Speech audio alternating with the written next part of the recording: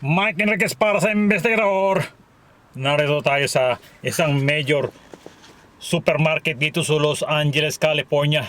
Atin pong tututukan ng mga produktong Pilipino na makikita mo dito sa major supermarket dito sa Amerika.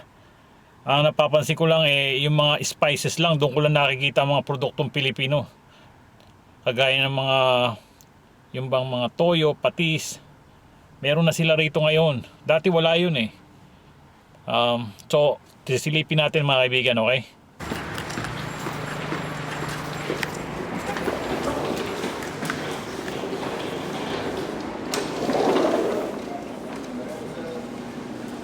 Morning. Morning.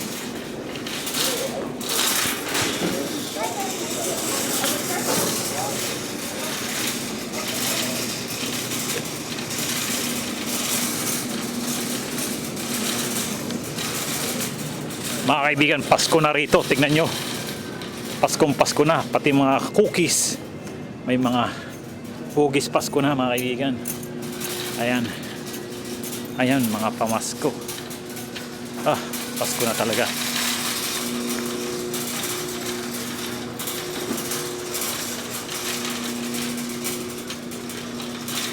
Anyway, mga kaibigan, andi dito ang mga produktong Pilipino. Sa pagkain mo sila makikita. Kagaya nitong dato puti na to. Nag-iisa na lang siya.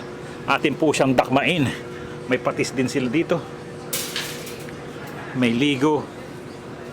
Dati mga kaibigan walang ganito, century tuna. Ayan po. Mga spices, mamasitas, palabok. Andito yung sinigang na ubos na. Mamasitas adobo. Ayan po mga kaibigan. Meron din pansit dito. Ayan mga kaibigan. Gawa siya sa Paranaque. Yan lang ang produktong makikita mo dito sa Amerika. Sa major supermarket. This is a Walmart supermarket. Ayan po. Pero anyway, meron tayong dato puti. Alam mo naman ang masarap pagka may dato puti. Maghahanap tayo. Pakikita ko sa inyo kung anong masarap sa dato puti.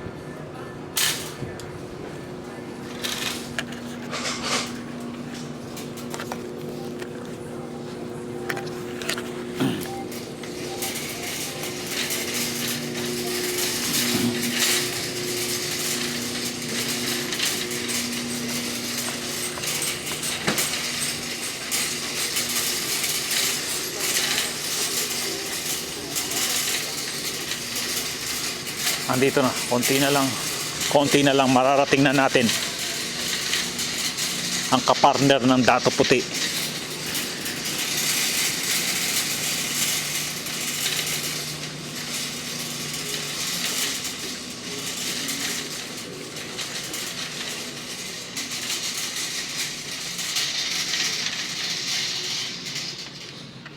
Ito ang kapartner ng dato puti.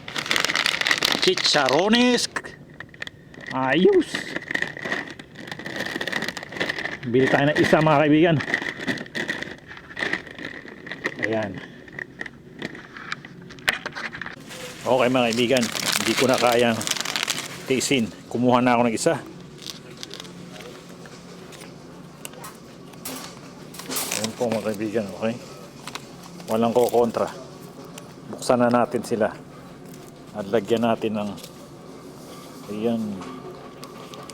Oh my God, naparami pa mga kaibigan. Balik natin.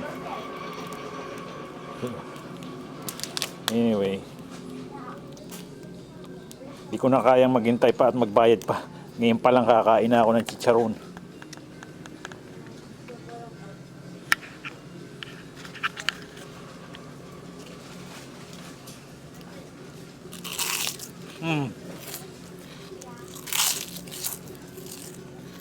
Sarap.